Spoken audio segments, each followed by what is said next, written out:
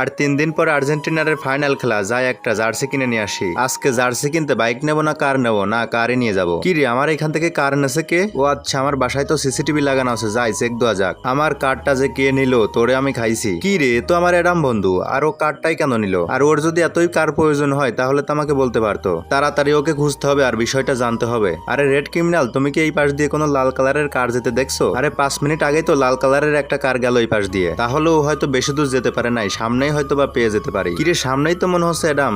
এই এডামের বাচ্চা, আমার কার নিয়েছিস কি জন্য? এরপর এডাম যেটা বলে সেটা শোনার আগে তোমরা যারা পাবজিকে ভালোবাসো তারা ভিডিওতে লাইক করে দাও, আর যারা ফ্রি ফায়ারকে ভালোবাসো তারা চ্যানেলটি সাবস্ক্রাইব করে দাও, আর কমেন্ট বক্সে তোমার দেশের পতাকা দিয়ে যাও। আমি দেখতেছি আমার ভিডিও কোন দেশে মানুষ সব থেকে বেশি থাকে, বাংলাদেশ নাকি ইন্ডিয়া। ওকে বন্ধুরা, এরপর এডাম বলে, বন্ধু তোর না আজকে জন্মদিন, আর তোর তো ব্ল্যাক কালার পছন্দ, এই জন্য আমি রেড কালার থেকে ব্ল্যাক কালার করে ফেলছি তোর কার্ডটা, আর এত সব কিছু করেছি তোকে সারপ্রাইজ দেওয়ার জন্য।